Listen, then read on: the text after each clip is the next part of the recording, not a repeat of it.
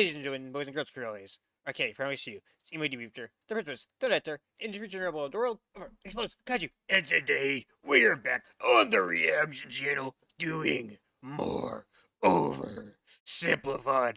We're doing the Punic Wars today. Well, we're gonna do the first Punic Wars. Because they have Punic Wars 1 and then the second Punic Wars currently. So what I'm thinking is we'll probably like do part 1 and part 2 for Punic War, for the first Punic War. And then we'll do another reaction episode for a second Punic War, because they have like 3 parts to that one. And I think if we combine them all, because you guys know how I like to do these, I like to combine them, and so like, we get a long reaction, and it's like I'm not here milking oversimplified for views, because I'm not a huge fan of doing that, because I don't like putting like 18 fucking parts for like one video like some reaction YouTubers do. But like I think that combining the first Punic War videos together for one reaction, and then combining the second Punic War, so we don't have a 6-hour long episode. Because with my yapping, that would probably happen. But yeah, before we get into the content commentary, do me his favor, make sure you hit the like button, and if you're new and you enjoy the content, the commentary, do me his favor and join the satire mod by subscribing. It would mean a lot to me, and it'll help the channel grow. Also, make sure you check out Oversimplified. I'll put the link to his channel in the description below, and also put the links to both the episodes we'll be reacting to in the description below. So make sure you go check out the video in the description below, and yeah, you can go leave the video a like and subscribe and all that stuff. It means a lot to me if you went over to his channel, because he deserves it. He's probably one of the best history YouTubers out there. If you enjoy, simplified history. All right, enough yapping, enough fucking around. Let's get into some oversimplified. It's been a minute. Oh, Marcellus, you sure have a lot of dignitas. Oh, Kiss me. Okay. Hey, Dad. Hi, son. Just reading the Oh. newspaper. What can I? Did homie just eat his? Kiss me. Oh, I mean, if you insist. Sorry. He flat just swallowed his fucking doll. Hey, Dad.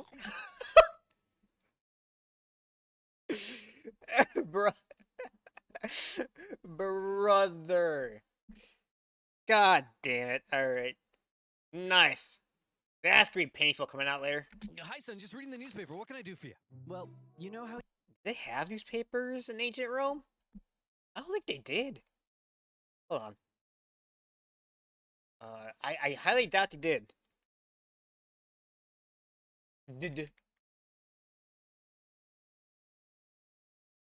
Oh God, I cannot spell apparently. Paper.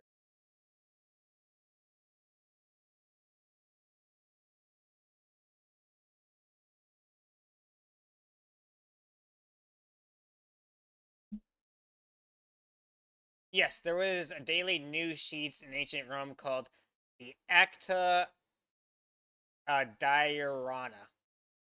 These were official notes carved in stone or metal and presented on a message boards in public places such as the Forum of Rome. However, there's no evidence that any copies of paper have survived. Okay. Huh. That would be kind of cool if there were, like, that would have been really cool if there were some, like, some of these, like, around today. Maybe who knows? Maybe there are some out there somewhere. Like there are like archives and hidden stashes of stuff all over the world, in like ruins and all that stuff. So who knows? Maybe there are some out there still somewhere. We just haven't found them yet. But that would be kind of cool if like there were some of these, because like the cool thing about like newspapers and like notes and like journals and that type of stuff from the past is like you can really get like a state of mind of people from that time, and like you can write like like what was going on in their lives, like what was life like. That's something I really like for for example, Christopher Columbus, or not Christopher Columbus, sorry, Lewis and Clark, like they like I think was it Clark who had he had like the journal, and he took notes and he wrote down almost everything he saw, and like documented everything, and like kind of like wrote down like his thoughts on their feelings and how everything was going with their journey, stuff like that. Like that stuff was really cool to me. You just like, look back and be like, huh, that's pretty sick. You know, like you guys should get a like you should get, kind of like see what was going on in their minds at the time, and seeing like what was life was like, or and like how things were going. At the time, it's really cool. It's like Flashpoint history. Know you always say Rome is the greatest civilization in the world? I mean, It he's bloody well is. he's not wrong. Well, I was just wondering. It really is one of, if not, I mean, I went. It really is one of the most important civilizations slash empire slash nations to ever exist. Like it's really the bedrock, along with ancient Greece, also for what modern day democracy is. Like, if Rome and ancient Greece never rose, never got to the points that they did, where they became massive, important civilizations and empires. The modern day today probably would not be, with democracies and that type of stuff. How wouldn't it be to where it is today? Like they literally are like removing Rome or Greece would spiral the world into an unknown alternate path of history. What makes us so great? How did we come to be? Wow, my son. Boy, let me take you on a journey. To this side of the room. Okay, This- hold on. I don't think they had projectors in ancient Rome. I'm no genius. I'm kind of a bit of an idiot, but I don't think they had projectors in like 200 BC. Right? Like I'm. Or in tales contained within the slideshow presentation, maybe partially or entirely mythical. Oh, this is Remus and Ramus, right? Story of Rome begins with these beautiful baby boys Oh. going to town on some she-wolf mommy milkers. Okay. That's gross. You're gross. Sorry, son. Wow. You're not gross. I love you. They're called Romulus and Remus, and when they grew up in 753 BC, Those were some buff ass babies. Okay, hold on. Okay, wait, pause. Hold on. Look, that sounds weird, but bro, look at their ripped. They've got like six packs and everything. Yeah, they got like muscles on their muscles. They're chiseled like they're gods. Jesus. That sounds really weird. I'm just gonna move on. they're called Romulus and Remus, and when they grew up in 753 BC, they founded Rome. Oh, cool. But there was just one problem. They couldn't agree on which of them should be the king. Didn't they find like a grave of one of them? Like did they find? Okay, grave. I'm not sure if grave because didn't they cremate most? I don't know. I'm not really sure what the burial practices were in ancient Rome, but I'm pretty sure they cremated a lot of like their dead. Like they didn't really bury them, but didn't didn't they recently? Not recently. Within like the last couple of years, didn't they say that they might have found one of the graves of Remus and Ramus? One of them. I think it was Ramus. I think they found. Maybe I could be wrong. But I thought I read somewhere where they think they might have found like one of their tombs. King. But they worked it out peacefully, right? Oh, of course not. Oh, heavens no. Romulus caved Remus's skull in with a shovel. Here's a picture. Our first king committed fratricide? Yep. I know. Look at his face. When's the part where we become the greatest Nothing like murdering your own brother with a shovel. Become king. civilization, Dad? Well, you see, at first Rome was full of men.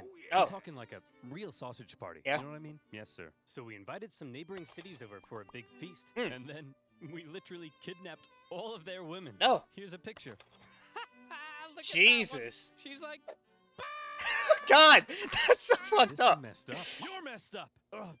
Sorry. I'll be a better father. I mean, you gotta do what you gotta do, man. Like, you want? Yeah. I mean, women are very important. Like, that sounds bad, but it's true. Like, if you don't have women, you can't reproduce. And, like,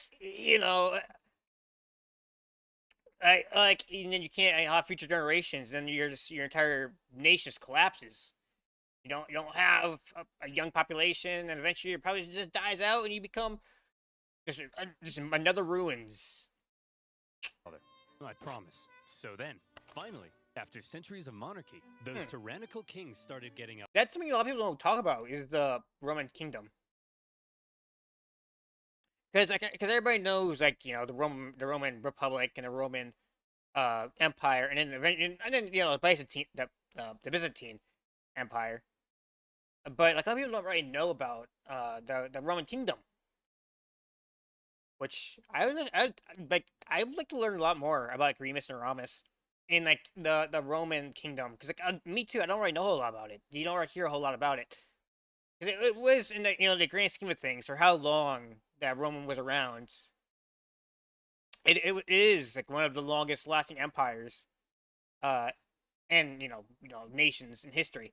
Like it's been around for thousands and thousands of years, and obviously it's now the capital of Italy, but it was its own independent city state slash kingdom slash nation slash or sorry republic slash empire.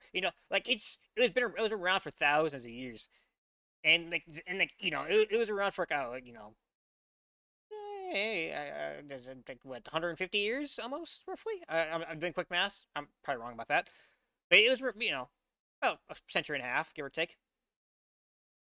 But and that might sound like, oh, that's a quite a bit of distance of time. But when you consider like, all of Roman history, like the Roman kingdom was not around very long until the monarchy kind of got overthrown and it became the republic. But yeah, I would like to like do like more information on the Roman kingdom, and maybe like Romulus and Remus and like their upcoming all that type of stuff. A little too big for their britches, so we overthrew the kings and established Rome as a republic. Is that when all the killing stopped? Woo! Heavens no. That's when the killing surged. True. Baby. We went wild and conquered the Latin League, the Samnites, True. the Etruscans. True. Woo! What a rush. Dad, Rome seems pretty barbaric. You're barbaric! They were actually very civilized for the time. I mean, like this is literally an ancient nation. Like it might be like, oh, they might sound barbaric by today's standards, right? But you can't look at historical nations and historical peoples by today's standards. Like they were living by the standards of their time. Like who knows what people are going to say about us in like 200, 300, 400 years, right? In the future, they may look back at us and be like, man, those guys were barbaric. Like those were savages back then, right? Kind of like how we look back at people of the past today as people who were like uncivilized and barbaric, and how they were. A lot of people are like, oh, they're dumb, but like they weren't though. Like a lot, honestly, like, a lot of like the ancient people are very, very intelligent, and like there's still like some inventions and some technologies from back then that we have no idea how it works today. Like and like a lot of these ancient peoples have built some of the most like marvelous structures and infrastructures and builds today. Like it's crazy, right? Like you look at the world today, you look at the ruins, and you look at uh like the World Heritage sites, and like the all the great ancient ruins and buildings and that type of stuff that are still standing today. It just wows you. Like it's a god dang. Like Stonehenge, for example, like that's crazy. Like to think like that's a marvel. And I don't know, like Stonehenge is another thing entirely, right? Because like who knows? Because like those things are like multiple ton, stones, which we would have problems moving today, even today. So it's kind of crazy how they would, figure it out. But then again, you can go aliens, and we're not gonna get into that today. That's conspiracy time for another time. But in the Roman Colosseum is still standing today, always, and a bunch of like the Roman ruins are still standing today. Obviously, they're crumbling. They're slightly damaged, but that's just in crumbling a little bit here and there. But that's kind of to be expected over thousands of years of history. And then there's also like the ancient Egyptian pyramids are still standing today. Like it's crazy things they can get done, and like it's like yeah, but yeah, like but while the things that they did at the time might seem barbaric and evil by today's standards, they just do what they had to do to survive and to keep growing. Like I don't blame them. I don't think they're bad or anything. They just did what they had to do to survive. It was a much crueler and different time. It was a much more wild and crueler time during their lifetimes. And then today, right? They didn't have the advancements that we had today. Like they had to do it, they just did what they had to do to survive, and I respect it. Like sometimes you gotta do some dark, you have to do some dark shit to survive and live. Like that's how life is, man. Oh, I forgot to tell you about the time a prophet told Saturn his son would one day overthrow him. So Saturn literally ate his own son Good for him. seconds after he was born. I don't want to see a picture. Here's a picture. Dad, look at. I don't want to see picture. Oh, in that case, here's a picture. Damn. All right. Hold on. So this was a baby that just born.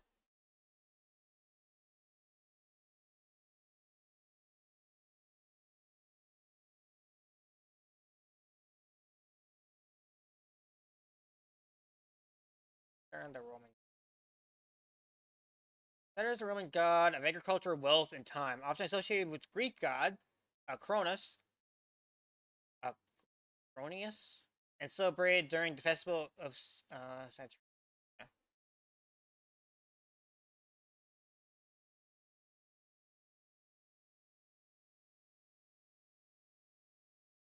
He looks a little different in this one compared to this one, but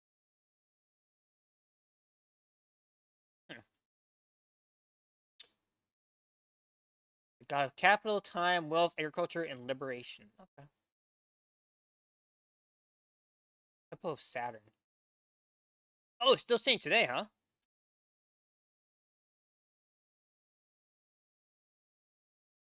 This is the Temple of Saturn right here.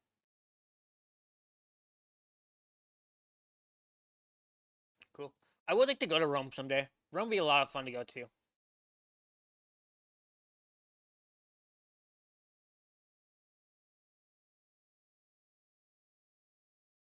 Temple would have been closed during the persecution of pagans, the Roman Empire.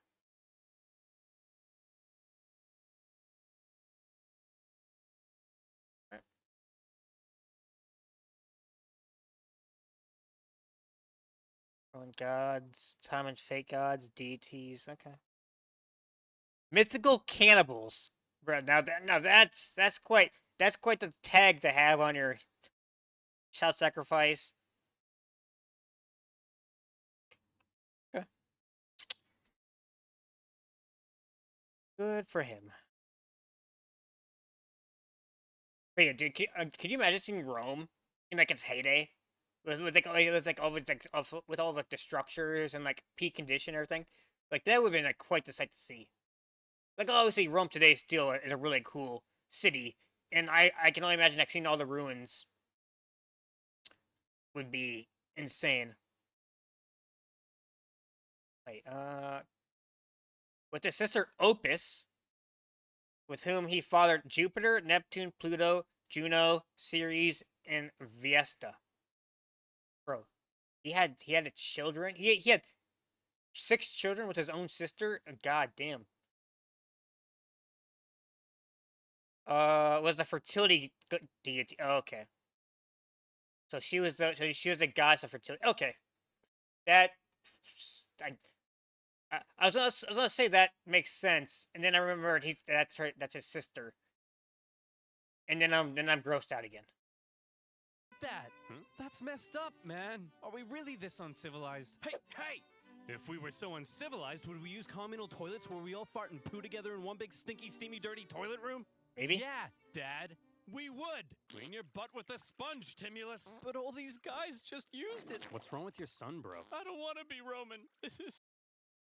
Local tradesmen given 1 day to build Rome.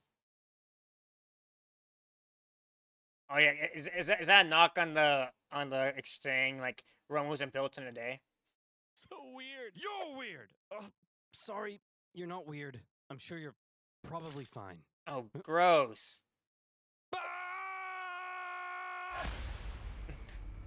OverSimplified presents the first Punic War. The Roman Republic, a nation that, since its foundation, True. had been stabbing necks all the way down the Italian peninsula. But this isn't the famous Roman Empire that Not ruled quite the yet. known world. Not yet, anyway. This is a relatively juvenile Rome, still just a regional power. In 264 BC, the big daddy of the Western... Bro, like... Bro, it's crazy that Rome would go on to conquer most of, like... Would become, like, one of the largest empires in history. Like,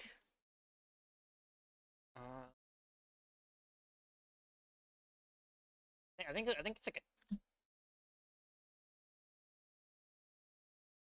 let's see, the Roman Empire. There it is. It's like what, 15th largest? 4, 5, 6.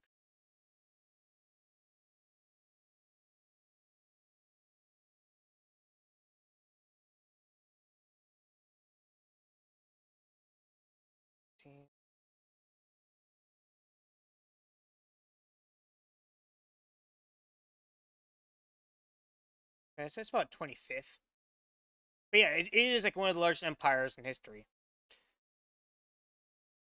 Had like 5 million kilometers of space. It controlled like I don't know, 3% of the world land mass. Like it was massive, especially for the time. Like at its peak, the Roman Empire was just gigantic.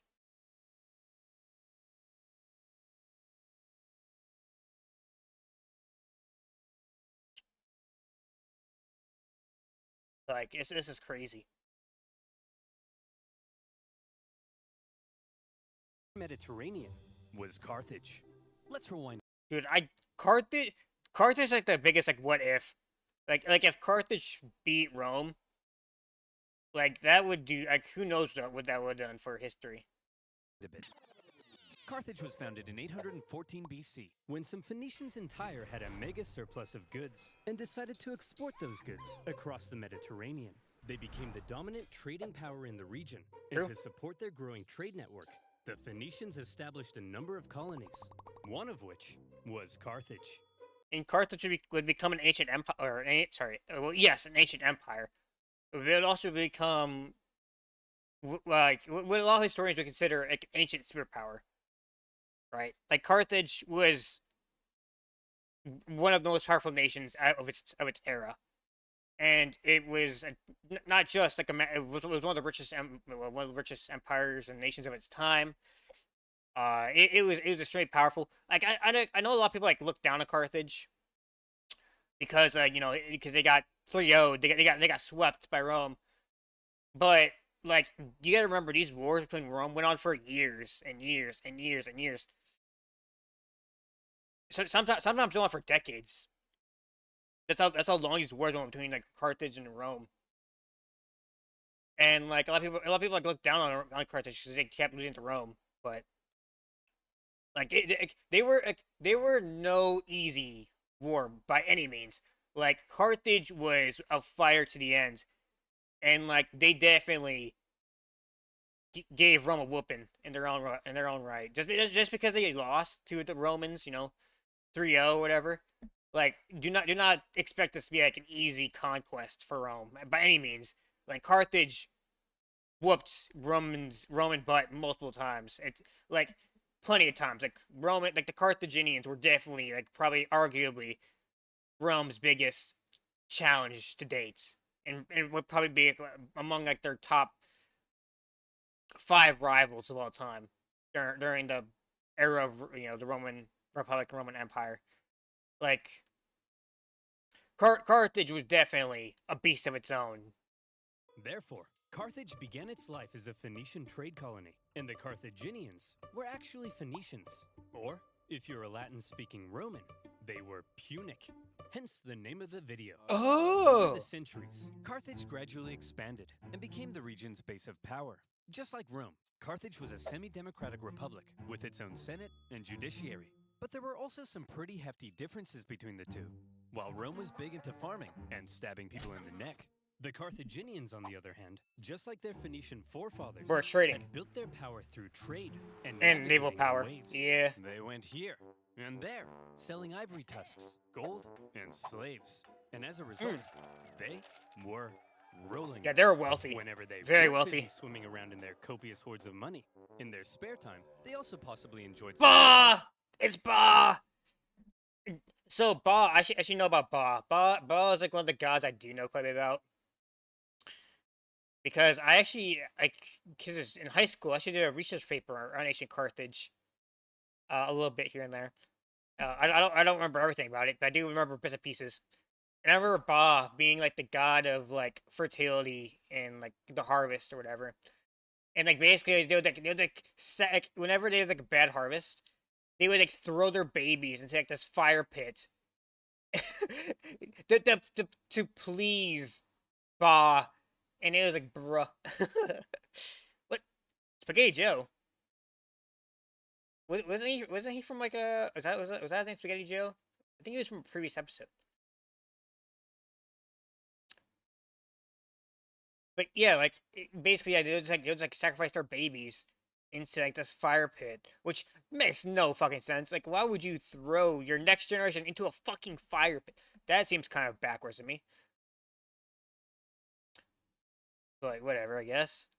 Like, you would think you'd want to protect the next generation. You wouldn't want to throw your next generation of Carthaginians into a fire pit. Like, what do I know? Sacrificing their children to Ba, the god of. Let me just check my notes. Ah, yes. Plant fertility. Oh boy, these figs aren't looking too hot. Maybe if I throw my son into a burning pit of fire, they'll grow. Jesus. Have you tried watering them, Dad? No, we'll try that second. As a result God. of all their trading, Carthage had emerged as one of the Mediterranean's superpowers. True. But wait, they said. Rome? What the heck is that? Well, I know it's a pretty obscure little country that you've probably never heard of. But this spunky young nation was about to upset the entire region's balance of power.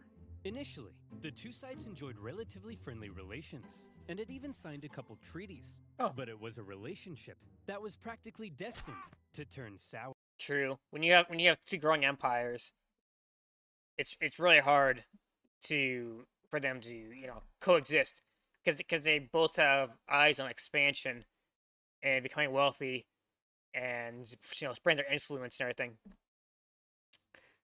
So like there's no way these two growing empires were going to and I guess you could argue that Rome wasn't technically an empire yet, but let's be honest, like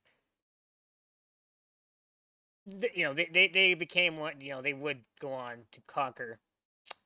Spoiler alert, but they would go on to conquer the Carthaginian Empire, and then would kind of become like an empire in their own right. But and the definition for an empire is really complicated because because like basically like the definition of an empire is like complicated and kind of like loosely terms. Like you can pretty much put an empire to like pretty much anything where people have rule over foreign people in a sense, right? Like you don't necessarily have to have an emperor to have an empire, right? I mean, look at the British Empire. They didn't technically have an emperor.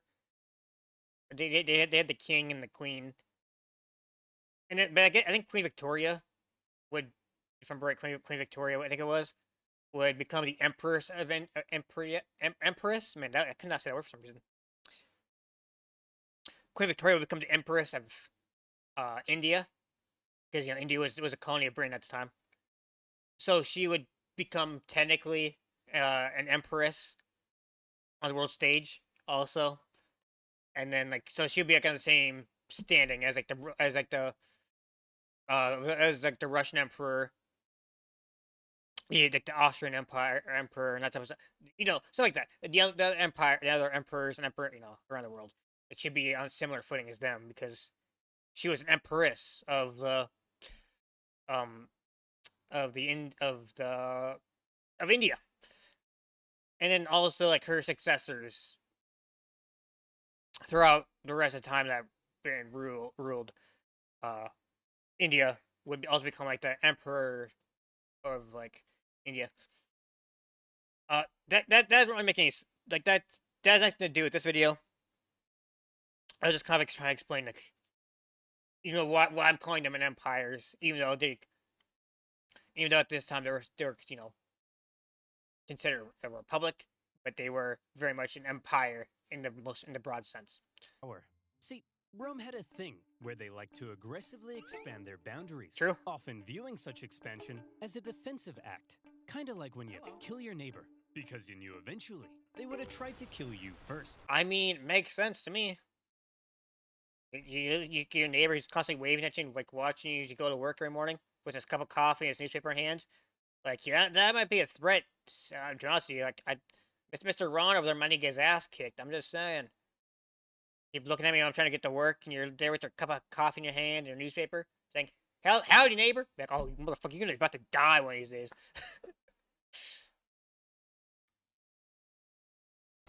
Meanwhile, Carthage was extremely protective of its wealthy trade network. True. So if you put a very strategically important island between them, Sicily. well, 2 + 2 equals war. Yeah. Tensions rose, Makes sense to me. and the two sides began viewing each other with increasing disdain. The hard-working Romans looked across the water at the money-hungry Carthaginians and said, "Look at those dishonest crooks. Bet they've never done an honest day's work in their lives." And the Carthaginians looked back and said, "Look at those simple-minded brutes.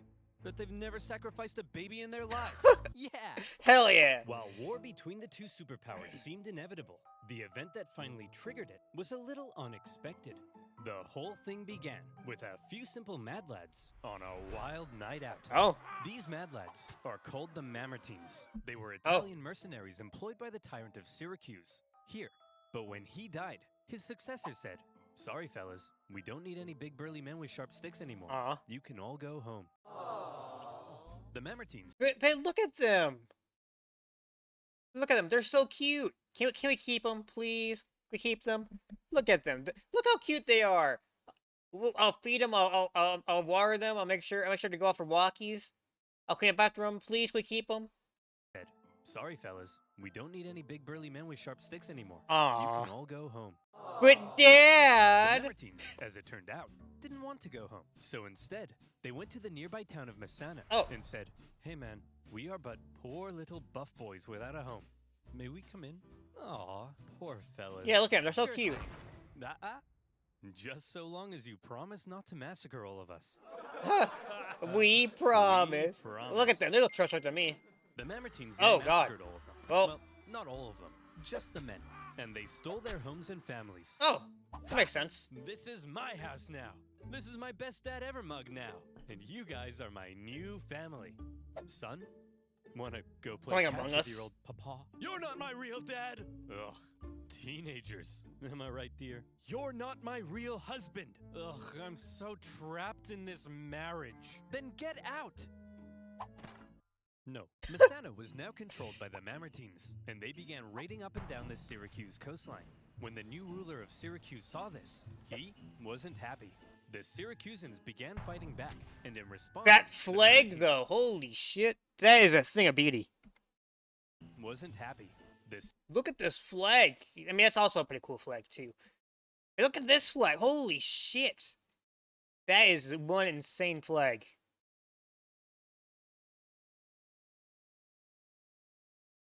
Syracusans began fighting back, and in response, the Mamertines said, "Oh crap, they're fighting back? What do we do? Quick, we'll convince the Carthaginians to come and save us." "Oh no! We're in trouble. Oh. And we need a big, strong empire to come and rub our bellies." Why are you saying it like that? Yeah, that's kinda weird. "If I was a big, strong empire, I think I'd like to be seduced." Fair. See? It's working! The Carthaginians had long dreamed of controlling all of Sicily. They had been fighting Syracuse and their Greek influence on the island for centuries. And now, here was a great opportunity to get one over on them. So Carthage I mean, it makes sense. If you want to conquer, Sicily, you're definitely gonna have to, get rid of like the Greek colonies that were chilling here. promptly answered the Mamertines' cry for help and sent a force to garrison Messana. As it turned out, however, some within the ranks of the Mamertines weren't too happy with the occupying Carthaginians, and they sent out a second cry for help to Rome. Oh. When it reached the Roman Senate, they were a little more hesitant. Dear Rome, please come and rub our bellies. Love, the Mamertines. Oh no! Now we're being occupied by a big, strong Carthaginian empire. We should probably go call our good friends, the big, strong Romans, to come and rub our bellies. Going to help the Mamertines ran the risk of triggering an all-out war with Carthage. And True. they had only just finished conquering the Italian peninsula, so they were kind of tired. Yeah, Plus, I can the see it. Mamertines were all the way across the water. They had never made a leap like that before. So you would assume that to avoid any conflict with Carthage, the exhausted Romans would probably sit this one out. Nope. But you would assume wrong. Rome just couldn't resist a good chance for war. Why? Well, Because they want to expand. there's something you gotta understand about Rome.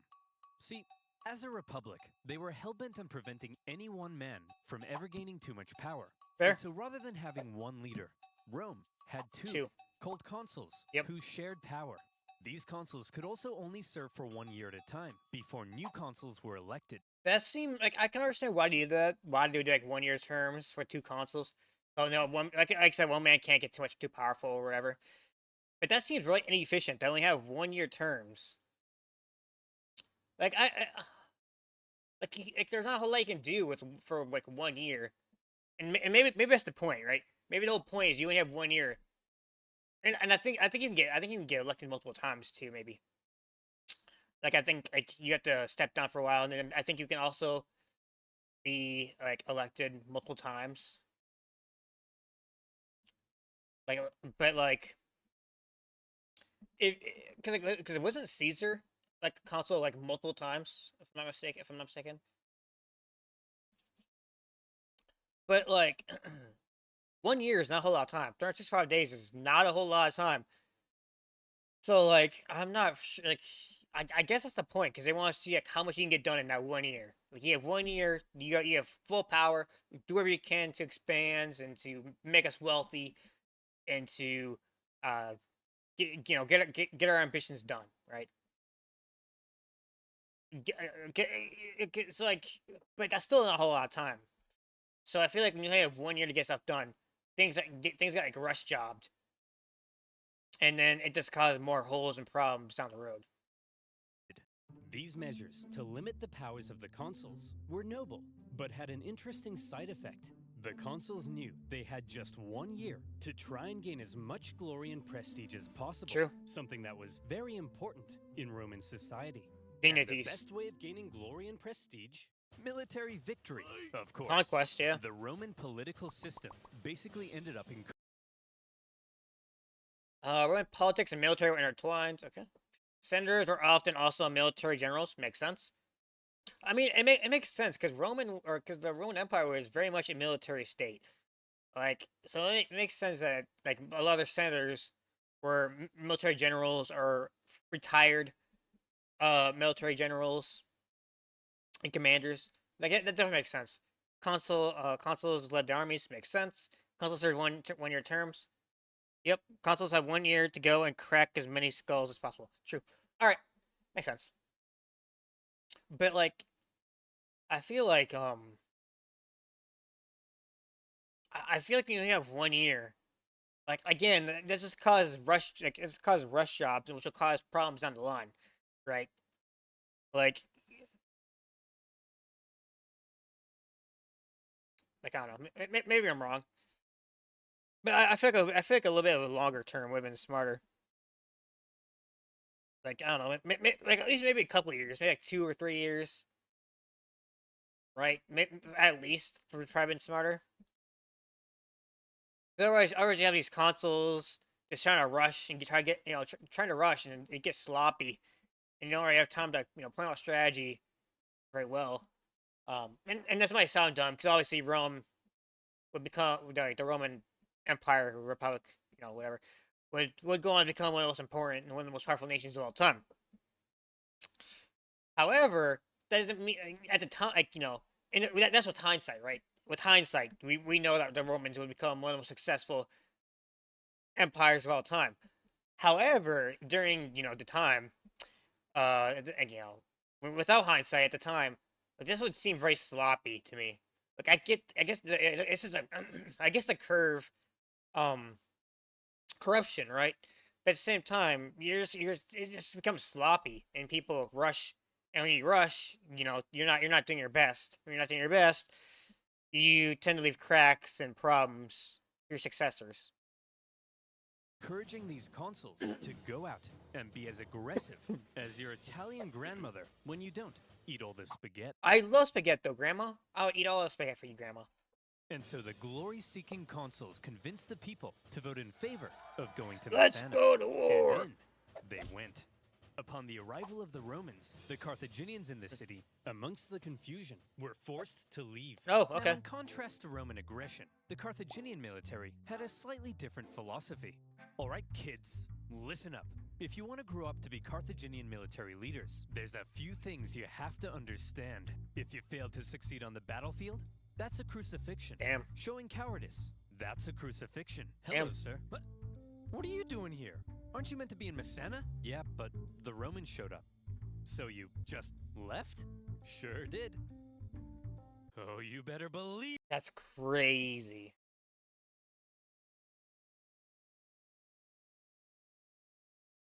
That is really crazy. Like, I guess I could see why they would do this. They basically make an example out of like cowards and like like when you're a massive empire and a superpower like Carthage, like you can't stand for failure. You can't stand for losing because it makes you look weak around. It makes you look weak to your neighbors. And then your neighbors look at you with hungry eyes, like, So it looks like the Carthaginians are losing a couple of battles here and there. Maybe we could take an opportunity to expand our borders and take over some Carthaginian territory. Like you cannot afford to, especially like when you're a powerful empire like Carthage, you can't afford to take losses or look weak or look like cowards, because then like your neighbors around you will look at you like you're a fresh slab of meat, basically. Like, maybe we can expand our borders, type of thing. So I guess I can make sense. I guess it makes sense why they would do this, but this seems a little bit cruel to crucify people for like retreating, right? Like I agree that punishments would definitely need to be, especially if you don't have like if they just left without any commands to you, right? Like you would have to make an example of people, but I feel like executing your especially if they're like high-ranking generals, that type of stuff. For like I said, just leaving. Like punishments would definitely be handed out, but it seems a bit cruel. That's a crucifixion. The Roman let's consuls crucify were them for victory, and therefore tended to be aggressive go-getters.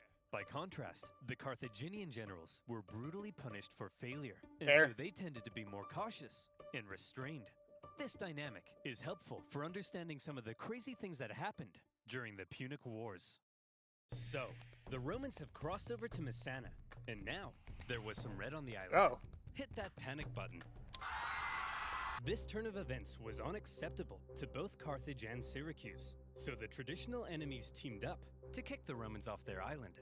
They surrounded the city and said, "Hey, you jerks! This isn't your island! Come out of there at once!" "Okay, we're coming!" Oh, that was easy. See, Phil? You just gotta speak with authority. That's what being an alpha male's all about. Hey, man. Oh. Oh, you brought your weapons and armor? No, I didn't mean... Oh, crap. Out the Roman legions came to engage the Carthaginians in battle, and they sent them packing. With the Battle of Messana, whether intended or not, by going to help the Mamertines, the two sides had just slipped into an all-out war. Yeah, a war of superpowers. With the initial Roman victory, towns across Sicily, including Syracuse, began switching allegiance, because being a winner is more fun. But the Carthaginians weren't about to just give up that easily. In 262 BC, they began building up their forces at Agrigentum. So the Romans, being aggressive go-getters, aggressively go-got them. The Romans immediately laid siege, hoping to starve out the Carthaginian garrison. However, because this was the first time Rome had been fighting outside the Italian peninsula, across the water. That's right. This is like their first war outside of their Italian peninsula. So there'll definitely be a large learning curve too, to learn like how do you get to transport supplies from like your territory to the battle, to like the front lines, the battle line, the battlefield, so your soldiers have food and supply and weapons and armor and supplies they need to survive and to continue the fight. Like that didn't dawn on me at first. It's like, oh yeah, this is kind of important. This is their first overseas conquest and battle. Struggled to supply their forces, and before long, the Romans were as starving as the Carthaginians they were besieging. They had to forage for food, leaving them open to ambush. Oh, and damn. when Carthaginian reinforcements arrived, creating a double siege, Oh. things got really bad. So it's a siege within the siege, bro. Bro, holy shit, dude! Ancient history is just built different. Could you imagine something like this happening today? Holy shit! Oh my god! A siege within a siege. That's crazy. Everybody starved each other for months until nobody could take it anymore, and they all finally came out for battle, which Rome won. Here's the report from the recent siege at Agrigentum. Oh, We killed 30,000 while only suffering 7,000 losses? That's amazing! We're the best! Yes, sir. oh, about that. Whoops, those are the wrong way around. What? We lost 30,000? We're the worst! They still won the battle though. But at what cost, right? Like, you won, yeah, but at what cost? Like when you lose 30,000 soldiers, and soldiers are not easy to replace, right? Like it takes years, of training, and training is not cheap either. You got to train these new conscripts. You gotta you gotta get new generals because who knows? I'm gonna assume at least a couple generals probably perished also, and generals are not easy to come by, and they take also years of investment. So like that's great. Like it's like, yeah, you won the battle, nice, but you also lost 30,000 guys who you would never get back. All right, 30,000 soldiers who, uh, you know, who are gone for good. Like that's crazy. But we won, right? Yes, sir. But we also got our asses kicked. Yep. Yes, sir. So are we the best or the worst? Yes. Yes, sir. So they won, but so it was a Punic victory. Or, sorry, not Punic. Is that what's called, a Punic victory?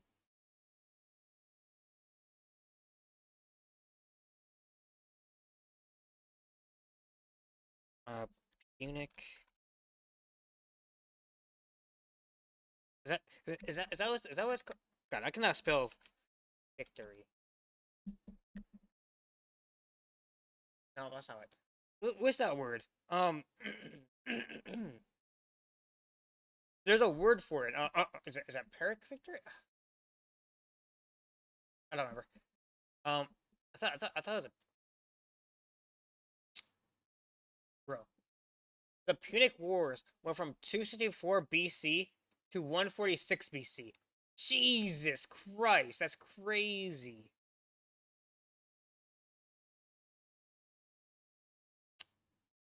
That is something, dude. That's like what, over 100 years? Jeez.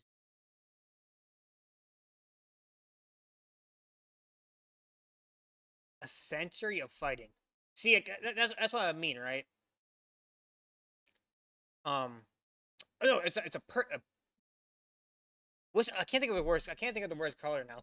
But it's like when you win a victory, like you get a victory in war, or a battle, but it costs you a lot to get that victory, and those victories usually cause you problems on the line.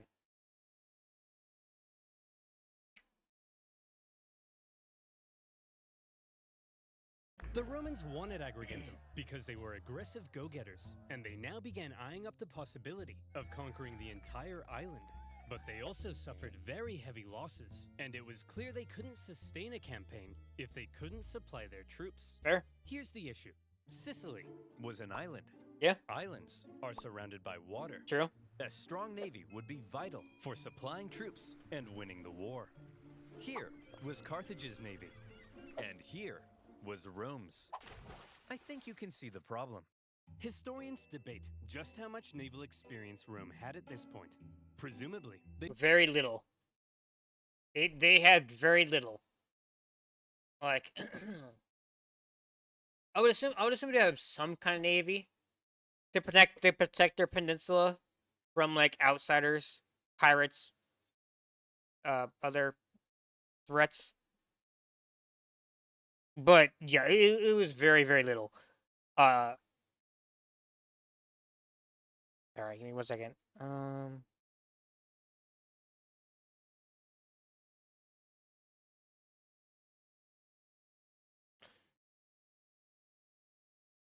I'm still.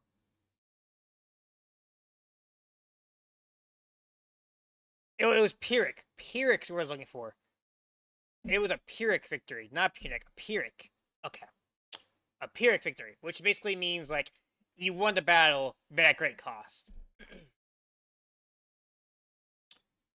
They must have had something to defend their shoreline. But whatever it was, it would have paled in comparison to the Carthaginian juggernaut. True. And so Carthage was a naval superpower. Like they probably had one of, if not the strongest navies in the world at the time. Like their navies were just insane, and it makes sense. Like when you're like a trade empire like Carthage, you had to have um navy, a powerful navy to protect your or your interest in trade. You could you could look if you want another example. Look at the British Empire. The British Empire had has had and I guess still technically has one of the most powerful navies of all time. Like the British, their naval might was what made them so successful during their imperial era. It's the same thing with Carthage. Like they were so successful because they had they had a powerful navy. Rome had to figure out exactly what to do about all this water. Come on, men. We're not gonna let some pansy candy ass water get in the way of our glorious victory against Carthage. Charge! Oh my That armor's heavy. That armor and weapons, yeah, they're not exactly they're not exactly meant for swimming, man. They're heavy, so like you're gonna sink. I love. Oh, We're gonna need a bigger boat. What's a boat? I don't know. what do you mean? What's a boat? Also, that's a nice Jaws reference there. That's Jaws. Yeah, that's Jaws, right? Yeah. That was a Jaws reference. I don't know. I always get like, I think yes from Jaws. And then watch somebody come up and just comment speak. It's not from Jaws. It's from the Meg, idiot. And it's like, bruh. No, but I'm pretty sure it's from Jaws.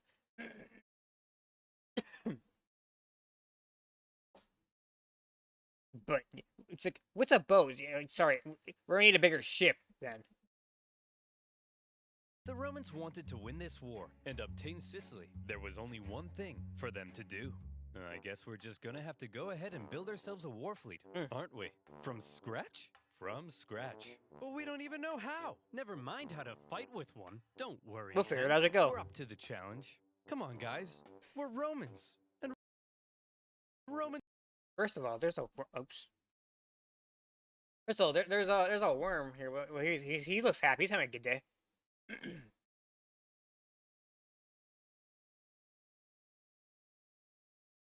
How to fight with one. Don't worry, Hank. Hank is literally one of like the least Roman Latin names I've ever heard in my life. Hank, like bruh. Roman names were so advanced during that time. Roman name. God, names.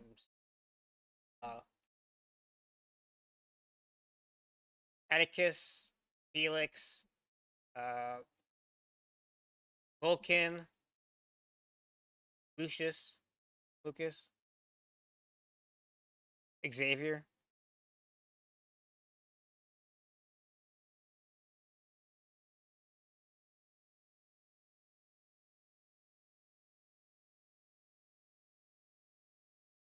Give me a Why don't we Rufus? Oh, so these have historical roots. So these probably like, Rufus is probably like a shorter uh name for what was okay.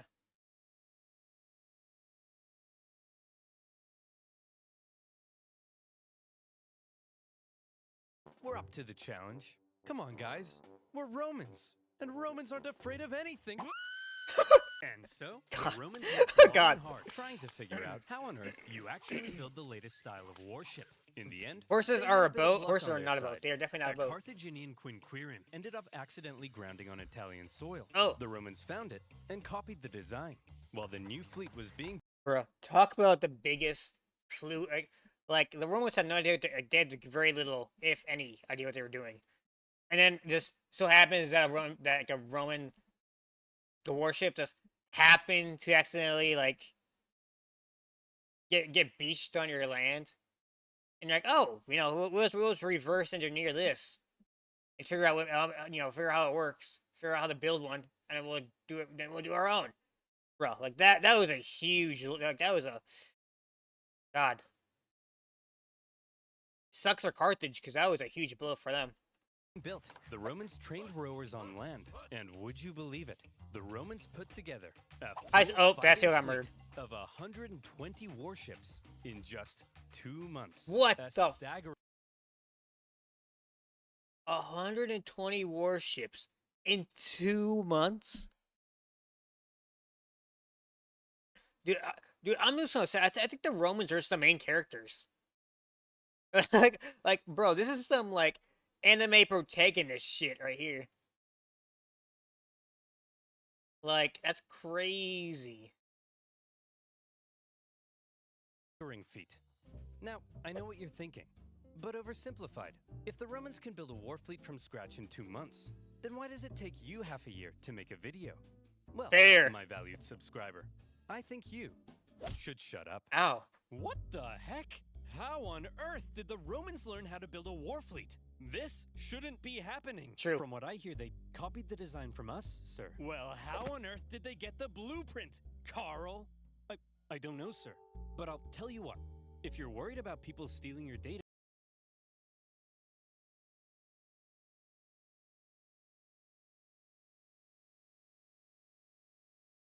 have a navy, and it's time to put it to the test. But how does and building a war fleet? So now the Romans have a navy, and it's time to put it to the test. But how does one wage ancient naval warfare? Easy. All of the ships had They ram. giant bronze rams on the front. Yeah. So all you had to do was outmaneuver the enemy and give him the jimmies. Easy as pie.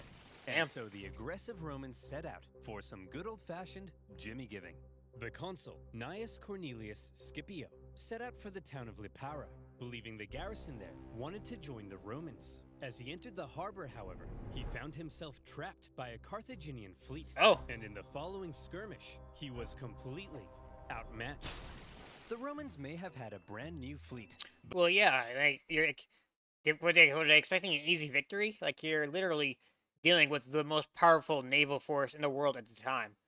Like, I'm sorry, Rome. You're a bunch of badasses, but you're not gonna have an easy fight on water with literally the naval superpower of the era. Like, I'm just saying, Carthage, like, you're gonna have to outsmart them another way if you want to win this. Otherwise, you're just gonna get clapped every time. But when it came to engaging in actual combat, their inexperience showed. There was just something better about the Carthaginian ships. The Carthaginian rowers had nicer abs. Fair. The entire Carthaginian Empire had been built on expert Trade seamanship. and yeah, nail. So, when it came to water, the Carthaginians were better, and the Romans were wetter. In their Oh. initial skirmish, the Romans were beaten so badly that the consul, Scipio, was given a nickname, Asina. And if you're Ass. wondering what that means, just drop the Ina. So what were the Romans to do? How could they possibly stand up to this Carthaginian superpower? Well, there's something you gotta understand about the Romans. They'll give up. Back when they found that Carthaginian ship and copied its design, that wasn't a one-off. That is something that something about Carthage that they never give up. Right. They are like they would fight to the last man. They would use everything they could, and then they'll still keep on fighting. And then they'll take what they learned from like their mistakes, what they learned from their previous battle. They'll implement improvements to their plans. Like the Romans would just never give up. They would just keep fighting and fighting and fighting, and would keep adapting and keep getting better with what they've learned. Off thing. Copying their enemies was as Roman as punishing murderers by sewing them into a leather pouch with a monkey, snake, and rooster, and then throwing them into a river. Why? Which is a thing they did.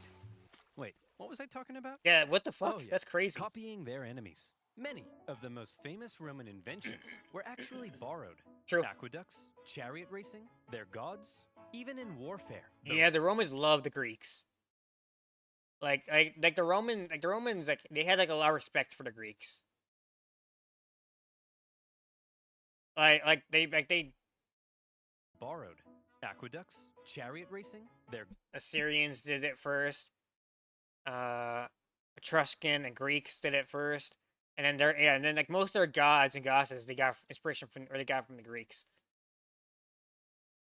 The Assyrians. That's actually kind of crazy that the Assyrian Empire did it first. The aqueducts. That's crazy. I did not know that. Chariots got from the Greeks, yep, and then their gods they got from the Greeks too. gods. Even in warfare, the Romans would get pierced by a Sabine javelin, and they'd be like, Wow! They'd get hacked to bits by an Iberian sword, and they'd be like, Wow! Wow! And they'd copy the designs for themselves. However, they wouldn't just copy it; they would advance it, finding ways. True. They would take what they they would take what they learned, and they would take basically they would just build on it. Then they would adapt it into like their new strategies, and all of a sudden, the advantages you did have against the Romans, they would turn against you, but then they would improve upon what you had. Ways to adapt it as perfectly as possible. And in the case of naval warfare, The Romans realized if they wanted to beat the Carthaginians at their own game, they would have to adapt. Get creative. the Romans excelled at combat on land. Yep. Not on water. But what if, they said, we could somehow turn a sea battle into a land battle? Sounds crazy, right? A little bit. Well, they made a couple of tweaks to their warship, and look, here they come again. They must love getting their asses kicked. Sir? What's that toll thing sticking out of their ships? They really are idiots. Look at that thing. That'll make them blow over. I mean, look at... Bob! Bob! Bob. Get your camera out. Take a picture of it. They don't have cameras. I mean, how stupid can you be? Let's just add a big wooden tower to our ship that'll weigh us down and blow us over in the wind. Sir? I mean, what does that thing even do? It did that. The Romans had built a big swinging spiked gangway called the Corvus. So when the Corvus, huh? Carthaginian ships approached to ram them, the Romans would just slam them. The Carthaginians tried going around. No problem. The Corvus could swivel. Try going behind. Bro, that's brilliant. The Romans would huddle to the coastline. It was foolproof. Those big, sexy Carthaginian rowing muscles could flex all they want, but they were no match for the Roman mind. So ladies, you see, what really matters is what's on the inside. Please go out with me. And with that, the Romans, who had only just recently began dabbling in the art of naval combat, Thanks to their ingenious Corvus, had just managed to outclass the Mediterranean seafaring superpower. the Carthaginians were stunned, and the general in charge of the defeated Carthaginian fleet, Was crucified. you better believe that's a crucifixion. With their newfound control of the seas, the Romans could now more easily blockade coastal cities. And supply their legions on land. Surely, the Romans were now free to unleash their aggression Oh. all over the island. Haha! Hey Carthaginians, What are you gonna do now that we're free to rampage across the island? We're gonna go inside these walls and close this gate. Makes sense. Oh, come on, guys. Stop messing around. Come out so we can kill you. No. Oh, come on. No. Oh, no. To counter the new Roman supremacy, The Carthaginians decided to engage in a defensive war of attrition, Carthage is forcing hardened. the Romans to engage in siege. After lengthy siege, the war in Sicily became a long, hard, back-and-forth slug. one by one, cities slowly fell as the Romans gained ground. Occasionally, the Carthaginians countered and even pushed them back, only for the Romans to rebound again. And whenever a city did finally fall, the Romans could delight in slaughtering the entire population and selling any survivors into slavery, Damn. which was pretty standard procedure at the time. In general, the Makes sense. I mean, people are just another resource too. Like, might as well. You kill the men, all you're left is children and women. Might as well sell and make profit. War isn't cheap. Makes sense to me. The campaign on land was progressing much slower than the Romans had hoped, and quite frankly, they were getting sick of it. So in 256 BC, they decided that something had to change.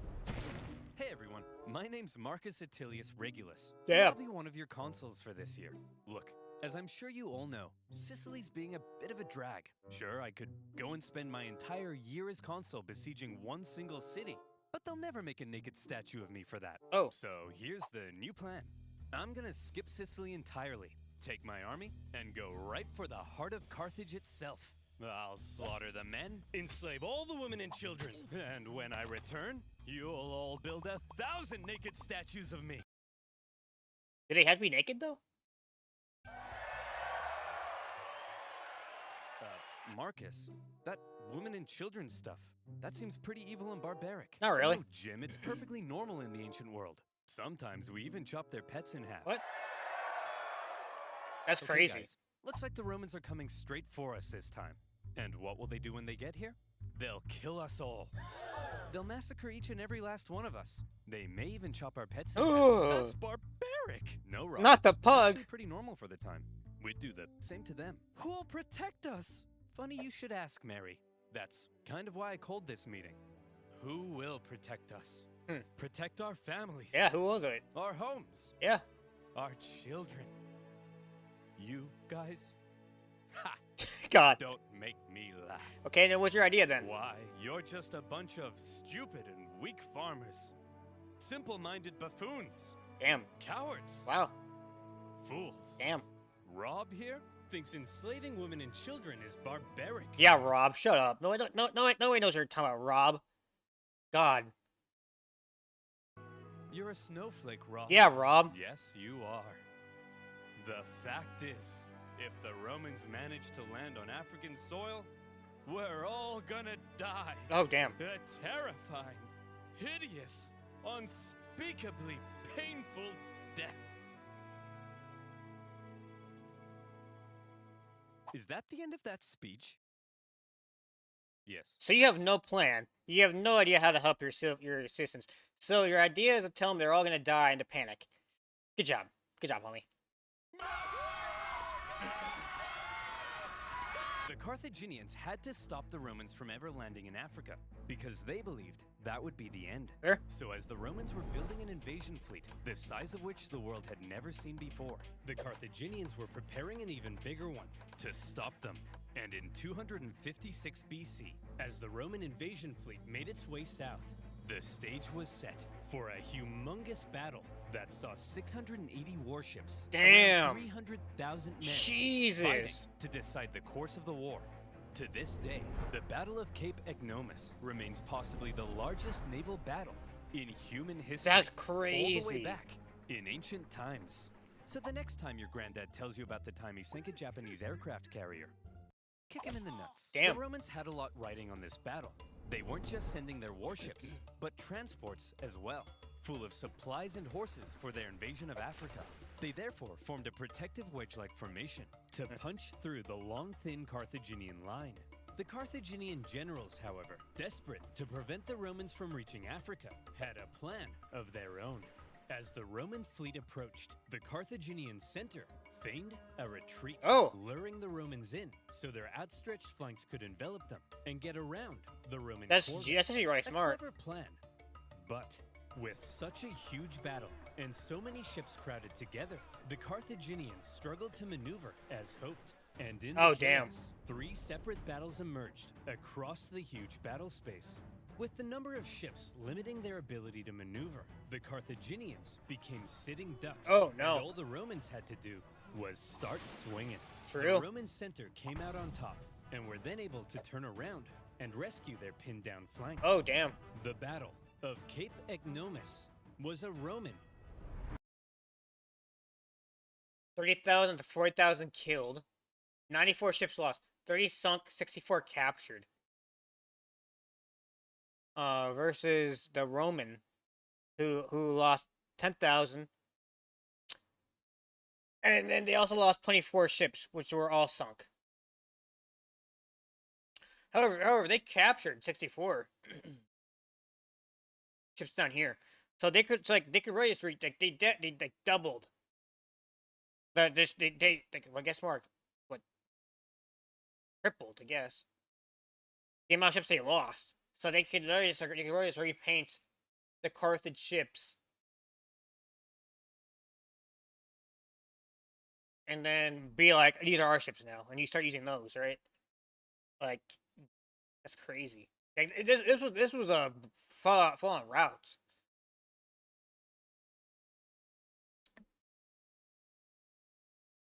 And there's again, Carthage lost 30 to 40,000 men. Like, those are men you've lost for good. Like, they're dead. Like, those years of investment in making these these soldiers, these naval men, these rowers, they're gone. Like, that investment's gone. All those people, all those experienced warriors, gone.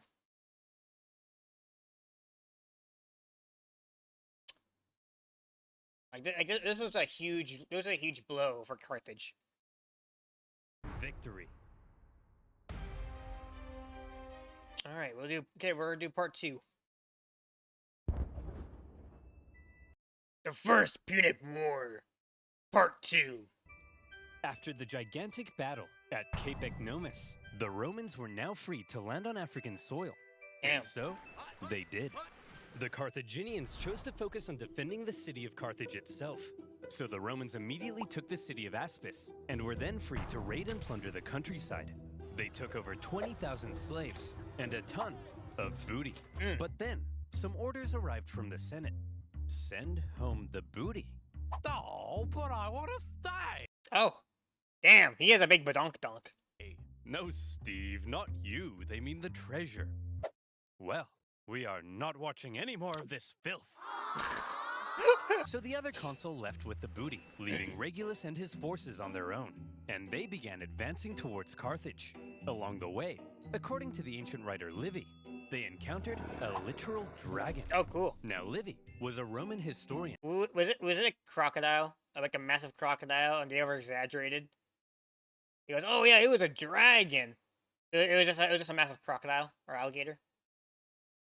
So his account may be slightly exaggerated, but this, I believe. As the Romans continued to plunder, the Carthaginian people flooded into the city.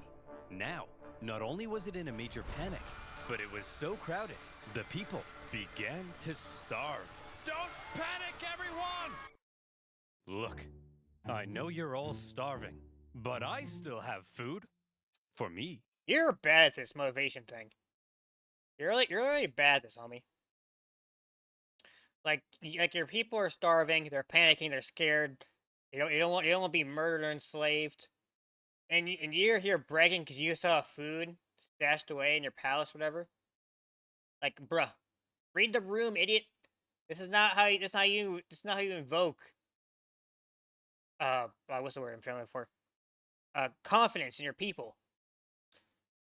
Like, bro, you're just making things worse. So, it's not all bad. Whoa! You're wasting your tomatoes! And you idiots wonder why you're starving? Oh well, it's just more food for me! Hum, nom, nom, nom, nom.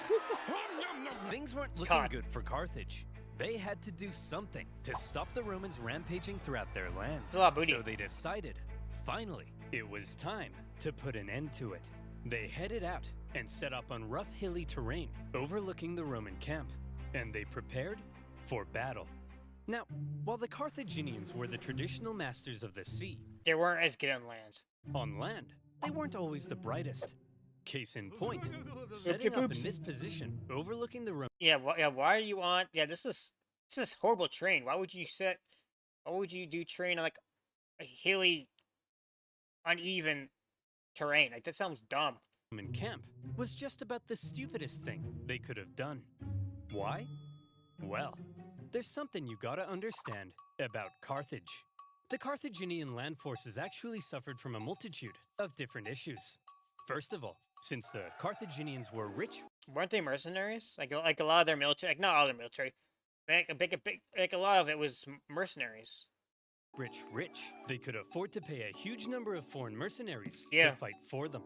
These mercenaries actually made up the vast majority of Carthage's forces, and therefore, Carthage's land armies were a melting pot of many different cultures. This, however, meant that if a battle wasn't going their way, there could be loyalty issues. True. Like if you're a mercenary, like, the mercenaries are only as loyal as the money.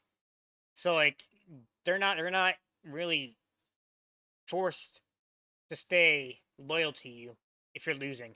They could just switch sides and then start fighting you because because that's one of the beautiful things about being a mercenary. You're not obligated to stay loyal to one nation. They have no like the mercenaries have no horses in the race between Roman and Carthage. They're only as loyal as the money is. As long as like if you're losing, and then they might as well change sides so they can just,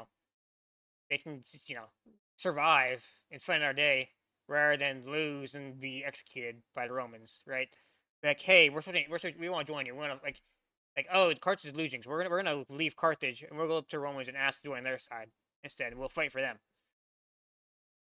Man, I ain't getting paid enough for this. You Balearic slingers better not be thinking of running away. What did he say? I don't know, man. I don't speak Phoenician. They can't speak the same language. That makes you wonder, how do you deal with multiple cultures and people and like ethnic groups who speak very different languages? Like, how would you? I would assume there are some kind of translators out there who speak multiple languages, or like, are you going to point to what you're trying to talk about? But like, communication is hard, right? Especially like back then, like they didn't have they didn't have like these translators or Google Translate or whatever back then. You couldn't just like go on your smartphone and type in what does blah blah, certain word.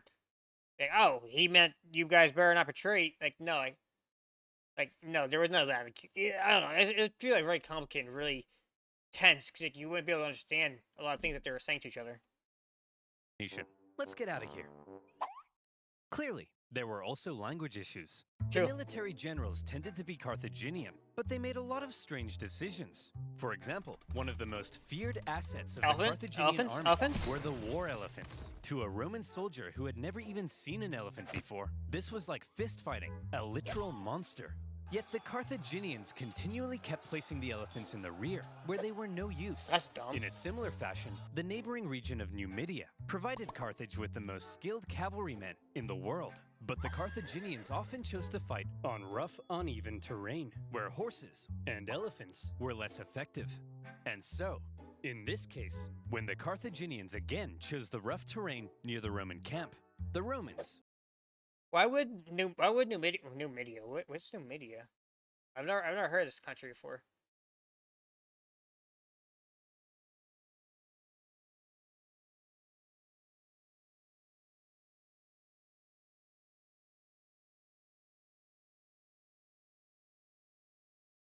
never even seen an elephant before. This was like fist fighting, a literal monster. Fair.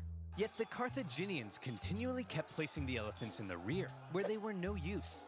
In a similar fashion, the neighboring region of Numidia Why would they send Carthage, arguably their rival, right? Because like I would assume Carthage would probably be like eyeing them up. New media.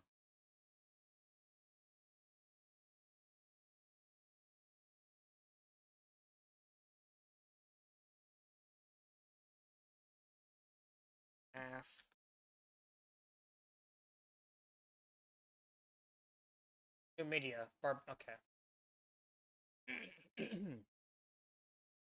The Kingdom of New Media.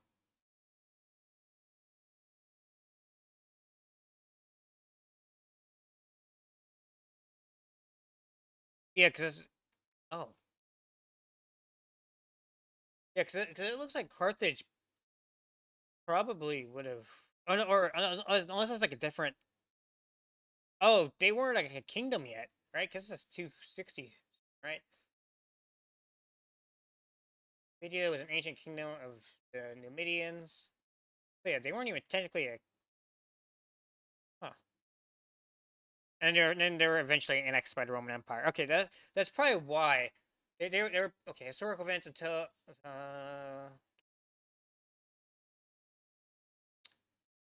speak this claim. Have a local African origin of term. Despite this presence, the Numidians are scarcely mentioned in Greek and Roman historical accounts until the First Punic War, when the Greek historian first noted the cavalry dedicated people in the territory west Carthage, including the entire north end of Algeria, part of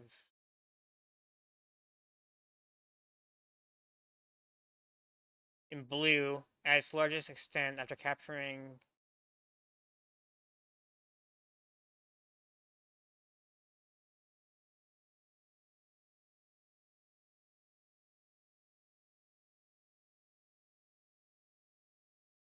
Oh, so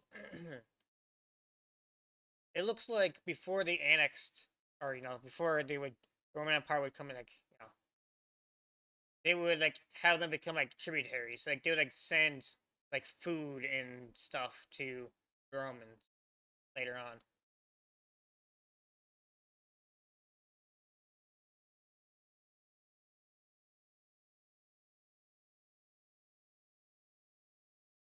Hmm.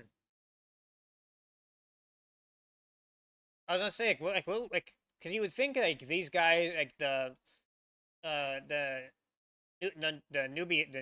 Nubians and uh the Carthage would be like rivals because they were kind of like controlling or trying to control the same territories. Or probably it's like you would think like hey like why don't you like want to take advantage of that opportunity and try to weaken your rivals or whatever. But I guess that would make sense because like you want Rome to these like big powerful Romans to come in and try and take you over land. So I guess it makes sense that you like you're the enemy of your enemy is your friend type of thing. Provided Carthage with the most skilled cavalrymen in the world. But the Carthaginians often chose to fight on rough, uneven terrain, Again, where why? It's horses dumb. and elephants were less effective. And so, in this case, when the Carthaginians again chose the rough terrain near the Roman camp, the Romans easily sent them packing. Wow, Regulus, we're mere miles from Carthage. You sure are amazing. Yes, Steve, I know. Steve? What's the matter? We've almost won. I just wish I could be as great as you, Regulus. Steve, you're amazing. I mean, look at this thing. It's unbelievable. I know, but I mean like, at war stuff. I'm such a noob. My tanks always get That's an ad.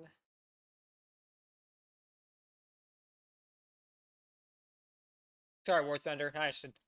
and sending the Carthaginians packing. Everything was looking up for Regulus. A Roman victory He's running out seemed of time, like it though, was isn't only he? a matter of time. But then, Regulus realized something. He had been consul for almost a year, Yeah, he's running out of and time. his term was coming to an end.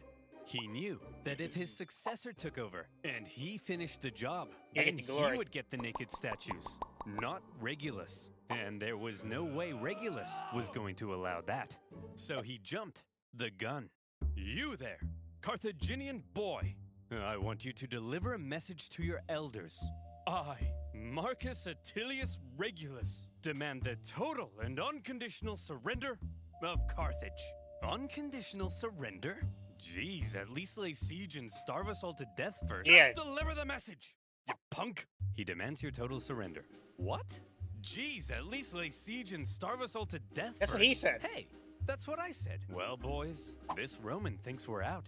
But we're not out, are we, boys? No! We'll do what we always do in times like this. Hire somebody else to solve our problems for us. God. Darren, bring in the Spartan. Oh, Spartans, huh? Regulus's overly harsh demands had the unintended effect of reinvigorating Carthaginian resolve. They brought in a mercenary from the famed land of Sparta named Xanthippus to help dig them out of this situation. God, Spartans and are so we cool. all know what Spartans are like. They're just built different. Xanthippus showed up and immediately took charge. He had a look around and said, "You idiots!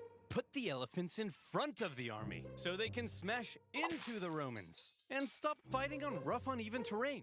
Find a big flat field so your superior cavalry can do their job. And what's this I hear about you giving a speech telling everyone they're gonna die? Hey, I was just telling the people the truth. You're a politician. Lie to the people." Yeah, literally, that's all they usually do. Politicians, you know, the politician just lies constantly. Like, very, very valid. Even back in ancient times, sometimes you just gotta lie to the people.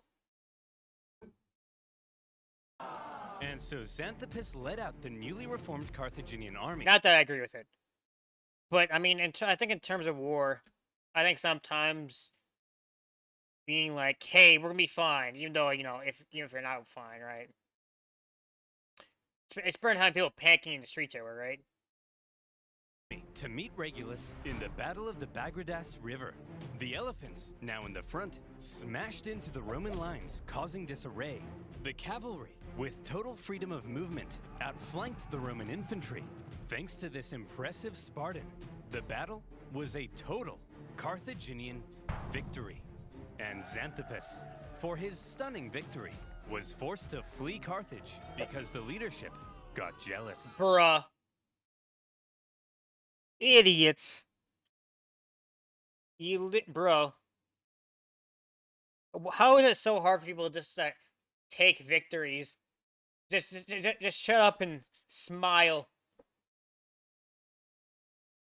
And be like, "Yeah, man, you're helping us. Thank you for your help." Like, bruh. You got jealous because he was being successful? Idiots. That's what you wanted. That's what you paid him to do. You paid him to be successful. To help you defend, fight against the Romans. Why the fuck would you get...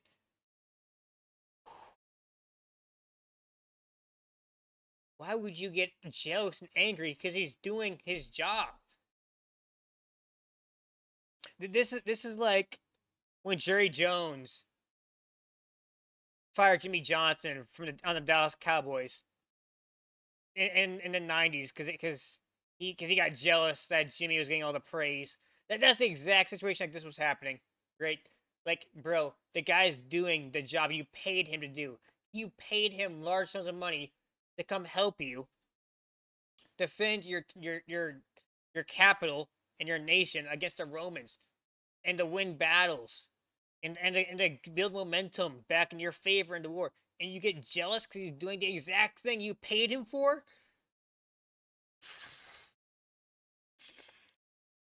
Oh, God, Oh, God, that stuff like this pisses me off. Regulus, the Roman consul, was captured during the battle. Oh, good job, Regulus. Legend has it, he was brought before the Carthaginian council, and they made a proposition.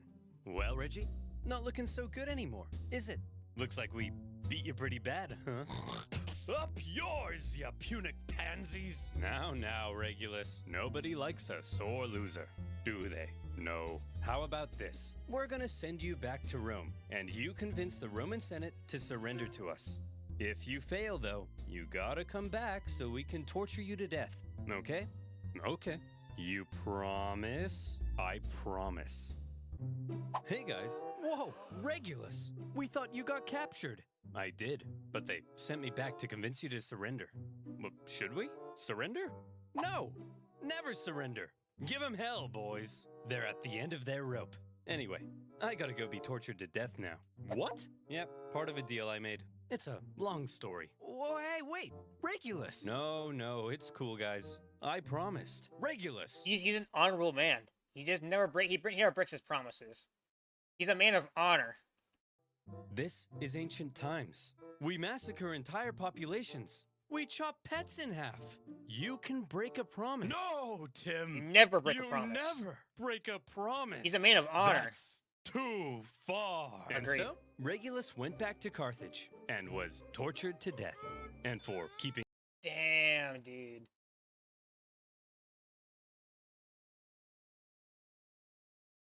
It's crazy. his promise, he was immortalized as the leading symbol of Roman virtue. He got what he wanted. Of course, he didn't live to see it, but he got a statue. I mean, he got added to the history books. Meanwhile, after their defeat in Africa, the remaining Roman survivors, still in Africa, were still in Africa, Oh, no. and they needed to be rescued. So the Romans sent their fleet to pick him up and bring him home. They successfully fended off a Carthaginian fleet, grabbed the survivors, and made their way to Sicily. A great success. But then, things took a turn for the worse. Sir? That cloud looks kind of angry. Fear not, coward. If we Romans can build a war fleet from scratch The gods and are defeat the pissed. Carthaginian Empire at their own game, why, then even Mother Nature herself will crumble Oh, no. before us. Don't do I that. laugh No. in the face of Mother No, Nature. you idiot. Ha-ha! See? Come on, guys. Laugh at Mother Nature with Do me. not do that. Ha-ha! Oh no, that's a red flag. Yeah, you had that coming. 284 ships. Jesus. Nearly 80% of the Roman fleet was destroyed. Holy as many shit. as 100,000 men.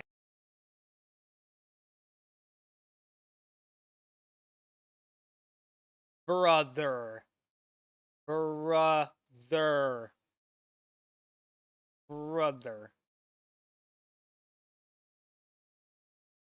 This is why you never laugh at Mother Nature.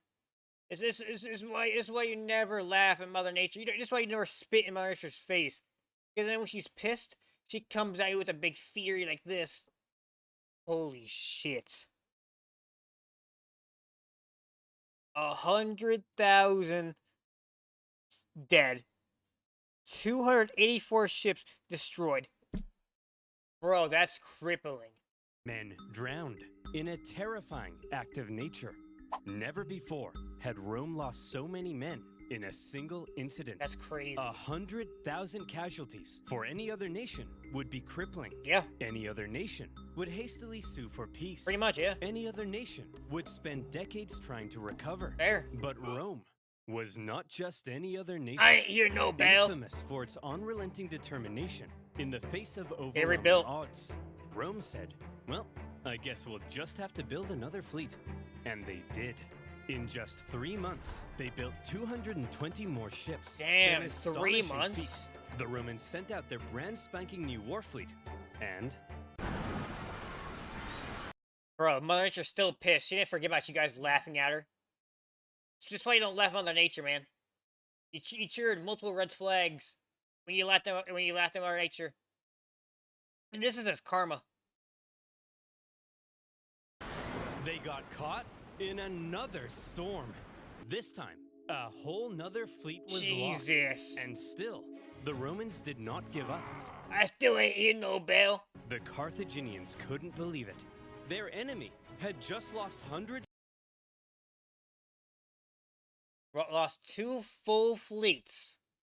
And lost hundreds of thousands of men. And the Romans were like, nah, fam, we still got this. Of thousands of Is men this easy had mode? 2 fleets almost entirely destroyed, and they still wouldn't surrender. That's crazy. As one Roman poet put it, the victor is not victorious if the vanquished does not, Not consider consider himself himself so. In typical Damn. Roman fashion, after a short break, they were once again building another fleet. However, for now, after all the disasters at sea, the focus began shifting back to the land campaign in Sicily. The Carthaginians, overconfident from recent successes, attempted to retake Panormus, but the Romans countered the terrifying war elephants by throwing stuff at them and scaring them away. Having stopped the Carthaginian advance, the road was now open to the final Carthaginian stronghold on the island, Lilybaeum. Lilybaeum was an extremely well-fortified city. In 250 BC, the Romans laid siege. The Carthaginian defense, however, was fierce, and skilled blockade runners kept the city supplied. Progress was so slow that the siege would last another 9 years. Damn! To make matters worse, the Carthaginians later sent possibly the greatest military general of the time, a man named Hamilcar Barca, to the island. Hannibal. He Well, engaged no. in a skillful This isn't Hannibal. This is Hannibal's dad. This is Barca. Hannibal's his son. campaign of guerrilla warfare behind enemy lines, and for the remainder of the war, he was a major thorn in the Roman side. For now, with the deadlocked siege at Lilybaeum and the new Roman fleet at sea, things seemed to be at a standstill, and the Romans had to do something to break the deadlock. Thankfully, the Roman consul, Clodius Pulcher, had an idea. He tried to get things moving by attacking the Carthaginian fleet at Drepana. Now, before a battle, to predict if they would win, it was common for the Romans to look for signs from the gods. This could mean Makes sense. observing the weather or inspecting some cow livers. You know, typical religion stuff. I In this guess. case, Pulcher reportedly tried to feed some sacred chickens, but unfortunately for him, they wouldn't eat a crumb. A very bad sign. Oh. Well, he said, if they won't eat, then let them drink! Stupid chickens! We'll observe the weather instead. Gods, give me a sign. Ignore that. Okay, how about this? No. If I can get this piece of paper into that track. Bro, have you guys not learned to listen? You do not, when the storms go like this, you do not ignore that. You lost 2 full fleets and you lost hundreds of thousands of men. You do not ignore when weather starts getting like this, ever. Have you guys not learned anything? Trash basket will win. Okay, if I can stand here silently for 5 seconds and do nothing, Homie, take a hint. The gods are telling you you're fucked. we'll win. Dagnabbit! Pulcher chose to ignore the signs from the Yep, gods, he got actually and in fucked. the following battle, the superior Carthaginians tore them to shreds. It also The gods were literally telling you not to do this. They gave you so many signs that this was a bad idea, and you still went along. You got absolutely clapped. didn't help that by now the Romans had removed the corvus to stabilize their ships, and without Oh their god. secret weapon, They got rid of like their most OP weapon they had. That's dumb. it was a disaster, and Pulcher was disgraced. But yeah, To he was make an matters idiot. Worse, He didn't listen the to the gods. victorious Carthaginian fleet then went on to intercept a Roman supply fleet on its way to Lilybaeum. As they approached, however, they saw the signs of an incoming storm, And so then- they took shelter. Bro, are you? Are the Romans gonna get hit with another storm? Because they're too cocky. And they're like, oh, it's nothing. March ain't gonna stop us. And then they're gonna get absolutely clapped again with another storm. The Romans, on the other hand, said, "Onward, men! Oh my god. Set sail! I- We've got to Rome, deliver these supplies homies. stat." But sir, those clouds. Don't you think we ought to have learned our lesson by now? Yes, you lost 2 full fleets and hundreds of thousands of men. Have you? Just go back. Go back and just wait for like a day or two, maybe like a week, and then go back out. Like it's bro. Common sense, please. Yes, Brian, we ought to have. But we didn't. But we haven't. Another fleet. You had this coming. You literally had this coming. You could have easily avoided this. You could. You all you had to do is be like, all right, we'll go set up at a port somewhere. We'll chill for a couple days, and then when the weather calms down, we'll go out and go drop off supplies, right? But no. Instead, they decided to laugh on nature again, tested their fate, and they got murdered again. Good job, bro. And 50,000 men Jesus! lost in another storm. Fucking Christ. Disaster. Now, at this point, there still really isn't a clear What was the population of Rome at the time? I don't know if they have exact records of this. But they've lost like 250,000 people in just storms alone. This is like what, two?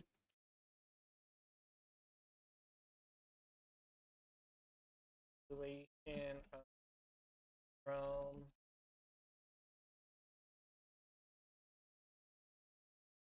Two.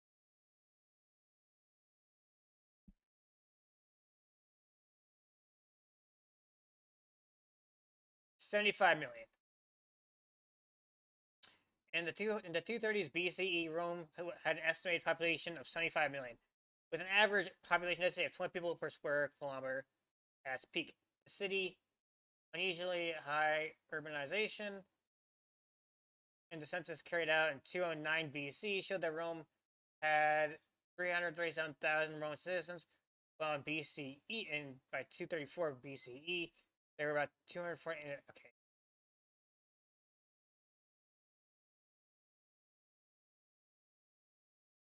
So they had about 75 million people. And you literally lost 250,000 people, at least, in storms. You're being cocky, and you weren't listening to the signs. You would just not learn from your mistakes. Winner. Sure, the Romans have captured most of Sicily and cornered the Carthaginian land forces at Lilybaeum, but the continued disasters at sea were critically depleting their resources. Literally. And without a strong fleet, Rome could not win. Meanwhile, Hamilcar Barca was still knocking about and creating even more problems. So, where do we go from here? How does this war finally end?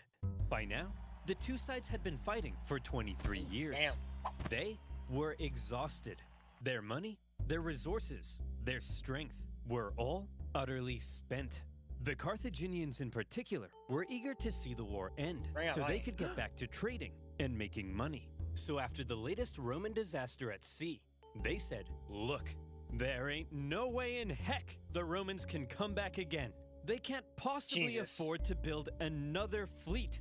They're done. They're gonna prove you wrong. It. Recall the navy, repurpose them as merchant ships, and let's get back to making some money. They did not surrender, though. That's so dumb. You did not claim victory. The Romans are still are still at war, and they see you as war. Like, the war's not over. You can't just do this. Like, bro, until you get that surrender, and until you get that W in the record books, you never quit. Like, bro, I get they're exhausted. I get they've been fighting for over 2 decades during this war. But, bro, the Romans are still very much your adversaries in this war. You guys didn't get a peace treaty. You guys didn't get a victory in the overall war.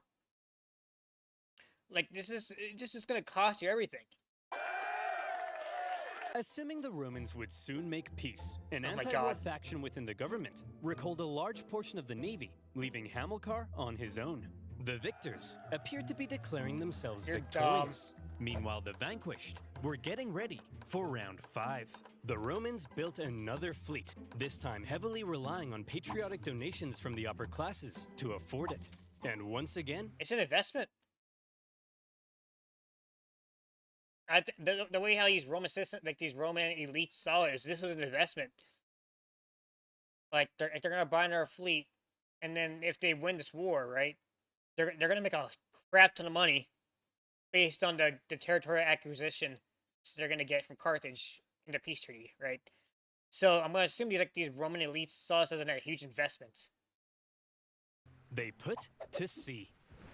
Sir, the Romans have built another fleet. Oh, for goodness sake, Clarence, can't you see I'm busy rolling around in this pile of money? But sir, I don't care anymore, Clarence. I just don't care. the Carthaginian politicians gonna made a cost you very that. lackluster final effort with a poorly built fleet to supply their forces in Sicily. But when the brand new Roman fleet caught them at the Battle of the Aegates, even without their signature corvus, they dealt them the final blow. And that was that. 23 years of war. Jesus. Neither side could afford to keep fighting, but the Romans showed that they intended to anyway. They had a little bit The more in the tank. Carthaginians had no choice but to throw in the towel. The war had been long and hard for both sides. Yeah. But in the end, it was Roman determination that won. That's what I meant. That's what I said earlier. When people I think people like underestimate Carthage, and they always like look down at Carthage kind of because like they got swept by Romans 3-0 in the Punic Wars. But like it took Rome, it took the Romans 23 years to finally get the Carthage to concede the first time. To be like, okay, you know what? Yeah, you know what? We're done. We need to start. We need to get back to work with. We need to start making money again. You guys can take the island of Sicily, right? Right, like, bro, it took 23 years, over 2 decades, for Romans to finally claim this victory in the first Punic Wars. Like, that's a lot of time. And I believe it's like one of the longest wars of all time. Like, it's crazy.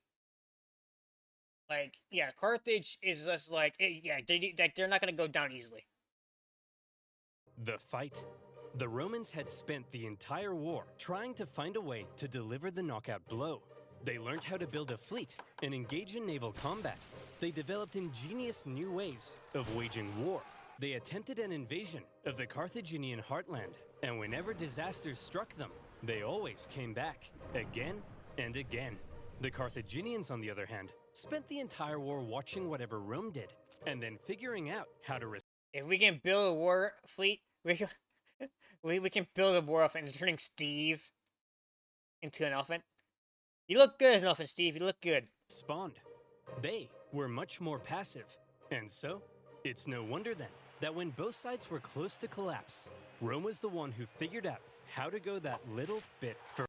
Just barely, though. Like, yeah, they were both on the edge. Like, they were both like on empty. Rome just had that last little kick to it, right? Like, Rome, yeah, like it was a close war, like very close. Like, they were like neck and neck like pretty much the entire war. They basically kicked the shit out of each other.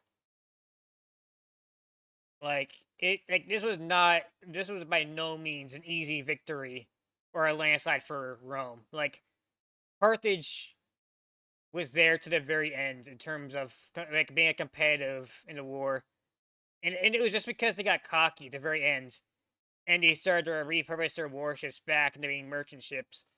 That, I think, cost them at the end. It was they got cocky. They're like, oh, you know what? Roman lost like their fleet. You know, they lost hundreds of thousands of more men. Like, we need money. We need to get back to work. And at the end, because it got to that point, they were just exhausted. It cost them. And the Romans had this a little bit more determination in them, Further, and it got them to win. in 241 BC, the Carthaginian politicians sent word to Hamilcar Barca that he was on his own and could choose to make peace with the Romans if he wished.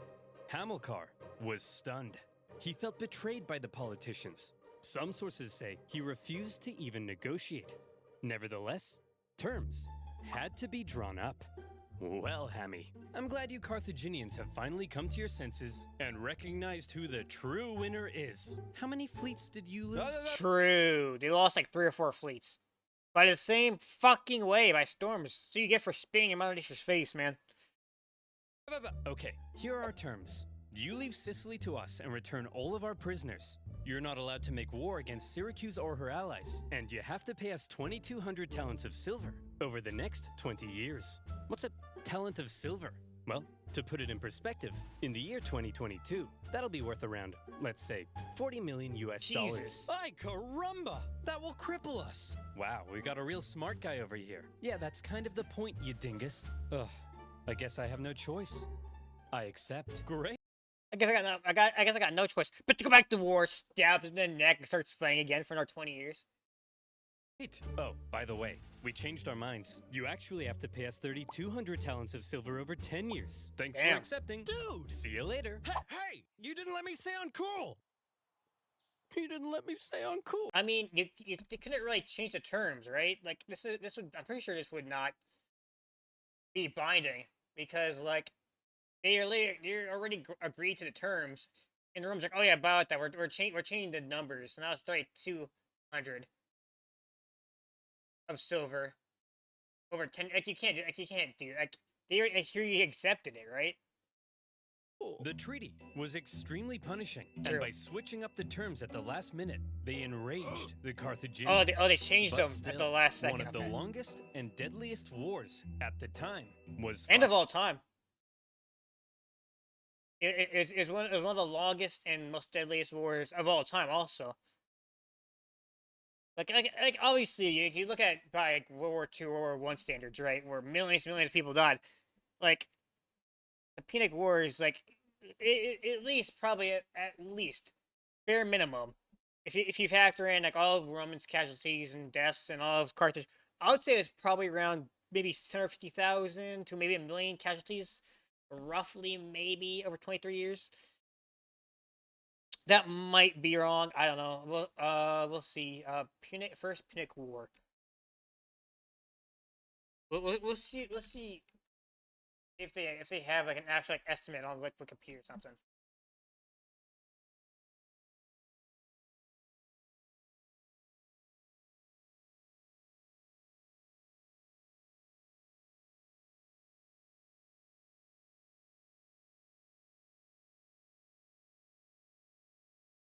I think they do. Roman annexation of Sicily, except for Syracuse. Oh yeah, because they were like, that's right, because the Syracuse were like,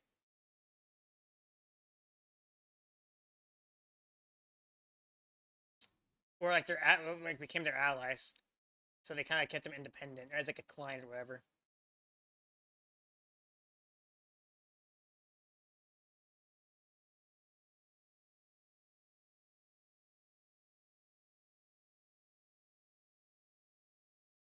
Which makes sense.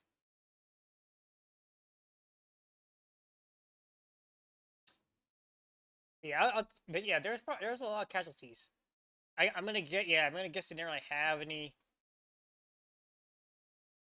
But yeah, it was definitely a lot. Like, it was one of the longest wars of all time, and it's definitely up there. It's probably up there with like deaths. Like there was a lot, like hundreds of thousands, if not probably near 1,000,000, maybe, roughly. Finally over. The Romans had won. They achieved their aim of gaining Sicily, and even though Except for Syracuse. wasn't part of the peace deal, they took advantage of a weakened Carthage and grabbed Corsica and Sardinia as well. Roman expansion beyond the Italian peninsula had just begun. Yeah. The Romans hoped that now the Wait. Like I was reading a text. Wait. advantage of a weakened Carthage and grabbed Corsica and Sardinia. Oh. So they got Sardinia and Corsica too. Like why Carthage was not. Why Carthage was kind of like rebuilding and trying to get back on their feet. Rome took it. That's smart. Take advantage of the opportunity and conquer these while you still can. As well, Roman expansion beyond the Italian peninsula had just begun. The Romans hoped that now the Carthaginians would forever be under their thumb. Unfortunately, Nope. the harsh terms they placed on the Carthaginians at the end of the war. This seems familiar. Harsh terms at the end of a war angers a nation who had these unfair terms placed on them. It's almost like, it just sounds very familiar, but I can't put my finger. The Germans. Left a growing anger, one that would come back to haunt them.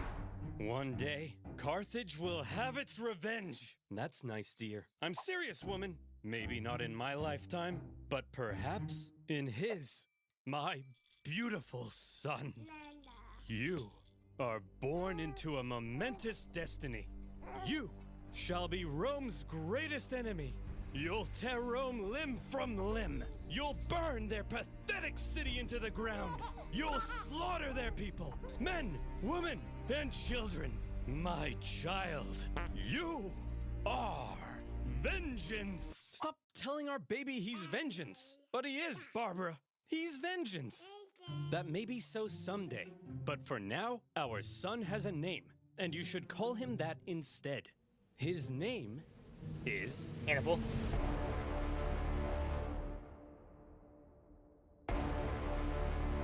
the Second Punic War, oversimplified. So we're gonna set for another episode. If you guys enjoyed the content and commentary, do me a favor, hit the like button if you're new, stick around. Join me by subscribing and joining the Sticker Mafia. Also, make sure you check out OverSimplified and check out the videos I reacted to in this episode in the cards below. I'll put the link to them down below. So go check it out, leave a like, subscribe to his channel, do all that stuff. He's awesome. But yeah, I think that's everything, right? Yeah, that's everything. Okay. Anyways, I'll see you guys later. Peace. Go and build on myself so I can truly build. Hey.